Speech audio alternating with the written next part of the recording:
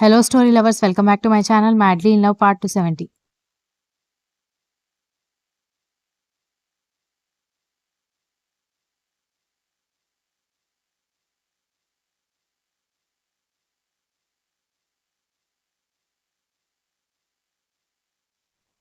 Doubt లేదు, మా అన్నయ్య నిన్ను వేసేస్తాడు అని స్నేహ తాపీగా ఆవలిస్తూ చెప్పడంతో, అదేంటి అంత నిర్లక్ష్యంగా మాట్లాడుతూ ఉన్నావు, నీకు బాధగా లేదా, మనిద్దరం ఒక మాట మీద ఉండాలి కదా, నీకు కూడా రెస్పాన్సిబిలిటీ ఉంది కదా అని మురళి అనగానే, నువ్వేంటి గీత గోవిందంలో విజయ్ దేవరకొండ డైలాగ్స్ చెప్తున్నావు, నాకేం సంబంధం లేదు, ఆ రోజు నోరు జారి మాట్లాడింది నువ్వే, మా అన్నయ్య వాళ్ళ దగ్గర మనం బుక్ అవ్వడానికి కారణం కూడా నువ్వే, కాబట్టి దీనికి రెస్పాన్సిబిలిటీ తీసుకోవాల్సింది కూడా నువ్వే అంది స్నేహ.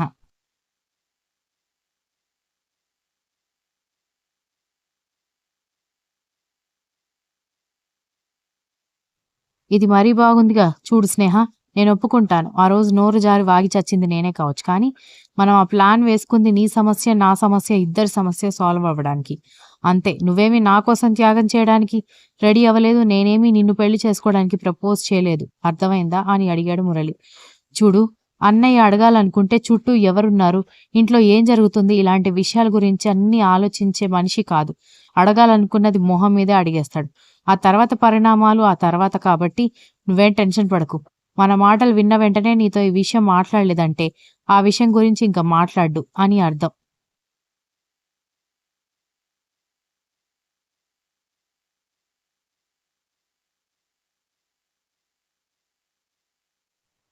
ఈ ముక్క చెప్పడానికి నన్ను అర్ధరాత్రి నిద్ర లేపి డిస్టర్బ్ చేయాలా, దోమలు కుట్టి కుట్టి చంపుతున్నాయి, నీకేం పోయింది, ఫుల్ షర్ట్ వేసుకున్నావు అని కోపంగా చెప్పింది స్నేహ. సరే అయితే పెళ్లి చేసుకుందామా అని మురళి అనగానే స్నేహ షాక్ అయి, ఏం మాట్లాడుతున్నావు నువ్వు అని అడిగింది కోపంగా.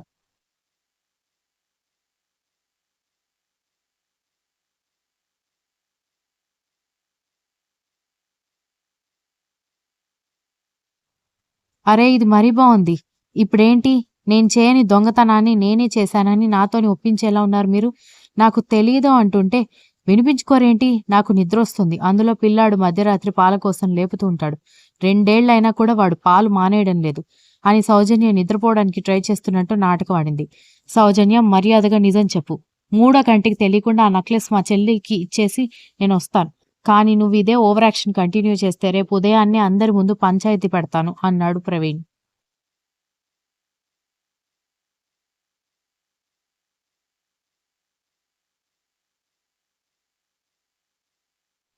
మీరేమైనా చేసుకోండి, ఆ నెక్లెస్ సంగతి నాకు తెలీదు. అంతగా మీ చెల్లెల మీద మీకు ప్రేమ కారిపోతుంటే మీరే ప్రతి ఒక్కరిని ఎంక్వైరీ చేయండి, నెక్లెస్ ఎవరు దొంగతనం చేశారు అని అంటూ సౌజన్య పడుకోవడానికి వెళ్ళిపోయింది.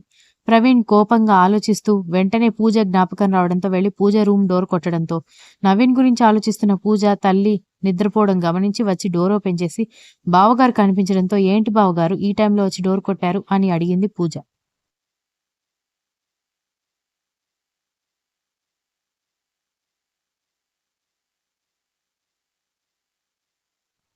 పూజ, మీ అక్క ఎలాంటిదైనా నీకు కొంచెమైనా మానవత్వం ఉందని అనుకుంటున్నాను అనగానే, ఏమైంది బావా అని అయోమయంగా అడిగింది పూజ.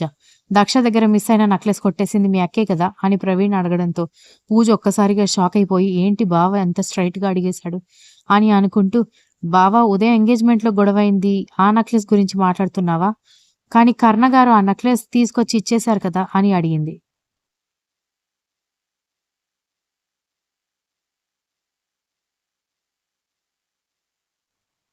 అది డూప్లికేట్ నెక్లెస్ అని అక్కడున్న అందరికీ తెలుసు, కానీ పరువు పోతుందని ఎవరు నోరు విప్పలేదు, కాబట్టి నువ్వు నిజం చెప్పు అన్నాడు ప్రవీణ్.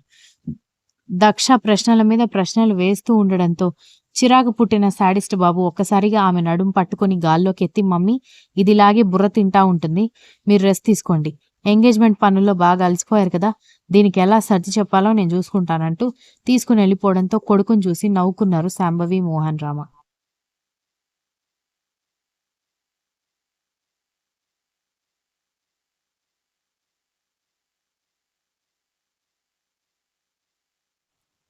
ఏంటండి మీరు అత్తయ్య వాళ్ళతో మాట్లాడుతుంటే అలా తీసుకొచ్చేశారు, వాళ్ళు ఏమనుకుంటారు అనగానే, ఏమనుకోరు, కొడుకు కోడలతో ఏదో మాట్లాడాలి అనుకుంటున్నాడని అనుకుంటారు గాని అంటూ ఆమె నడుం చుట్టూ చేవేసి దగ్గరికి తీసుకొని, ఆ నెక్లెస్ విషయం వదిలే అనగానే, లేదండి, నా పరువు తీయడానికి ఎవరు ట్రై చేశారో నాకు తెలియాలి, ఆ నెక్లెస్ దొంగ ఎవరో కనిపెట్టాలి అని అంది దక్ష.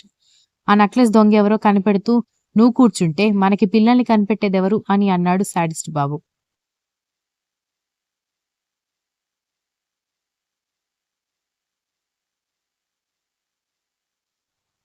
అబ్బో!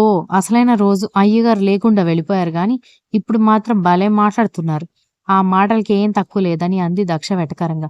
దాంతో శాడిస్ట్ బాబు కోపంగా ఆమెను తన మీదకి లాక్కొని ఏంటే ఒక్కసారి జరిగిన దానికి ప్రతిసారి దాన్ని మధ్యలోకి తీసుకొస్తున్నావు? నేనేం బయటికి వెళ్ళి ఎంజాయ్ చేయడానికి వెళ్ళలేదు కదా! మనకి డిస్టర్బెన్స్ రాకూడదని వెళ్ళాల్సొచ్చింది. డామినేట్ నేను చేయాలి, నువ్వు కాదు అని సీరియస్‌గా చెప్పడంతో కంగారు పడి తల తిప్పుకుంది.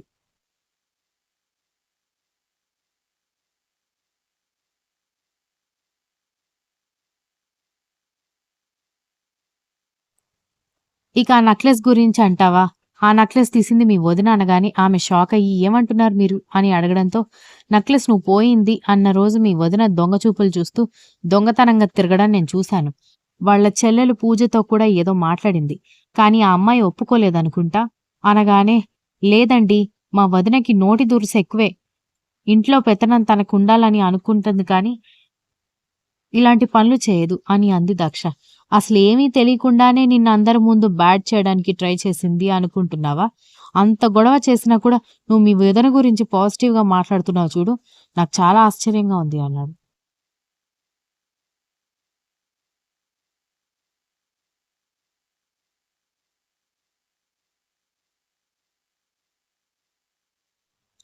దక్ష ఏం మాట్లాడకపోవడంతో చివరికి నీకు తోడబుట్టిన అక్కా చెల్లెలు నీ దగ్గర ఉన్నా కూడా వాళ్ళకు కూడా ఆ నెక్లెస్ సంగతి తెలీదు. మరి మీ వదినకెలా తెలిసుంటుంది అనుకున్నావు? అన్నాడు. చెప్పిందిగా అత్తయ్య గారు నేను మాట్లాడుకుంటుంటే విన్నాను అని అనగానే వింత ఇన్నోసెంట్ కాబట్టే పెళ్లి కాకముందు నీతో మీ వదిన ఫుట్‌బాల్, బాస్కెట్‌బాల్ అన్నీ కలిపి ఆడుకుంది అని అతను కోపంగా చెప్పడంతో ఒకవేళ మా వదిన నెక్లెస్ తీసిందనుకున్నా మన దగ్గర సాక్ష్యాధారాలు లేవు. అలాంటప్పుడు ఎలా ప్రూఫ్ చేస్తాం? అనగానే సాక్ష్యాధారాలు లేకపోయినా నెక్లెస్ మీ వదిన దగ్గరే ఉంటుంది కదా! కనిపెట్టొచ్చు అన్నాడు.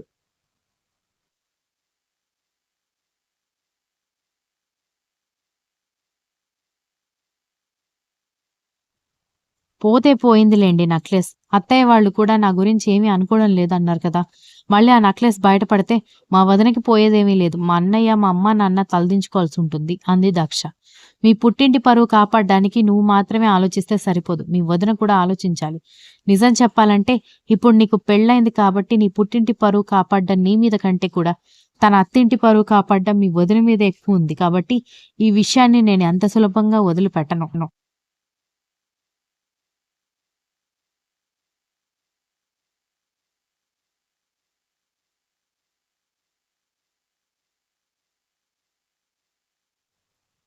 ఇందులోనూ నార్మల్‌గా దొంగతనం చేసి ఊరుకుంటే అది వేరే విషయం. కావాలని తను దొరక్కుండా నీ మీద నిందలు వేయడానికి ప్రయత్నించింది. అది తప్పే కదా! అన్నాడు. అది కాదంటుంటే అతను టక్కున ముద్దు పెట్టడంతో ఆమె మాట అక్కడితో ఆగిపోవడంతో ఇంకేం మాట్లాడకు. అయినా ఇందాకటి నుంచి మమ్మీ, డ్యాడీ ఏమనుకోలేదని వాళ్ళు చెప్పినా వినలేదు. నేను చెప్పినా వినలేదు. ఇప్పుడు మీ వదిన పరువు తీయకూడదు కాబట్టి ఇప్పుడు సర్ది చెప్తున్నావా? అని అడిగాడు. ఆమె తలదించుకోవడంతో వెళ్లి ఫ్రెష్ అయ్యిరా. గుడిలో అమ్మవారిలాగా అలంకరించుకున్న నిన్ను చూస్తుంటే నాకుడకబోస్తోంది అంటూ బయటికెళ్ళిపోయాడు శాడిస్ట్ బాబు.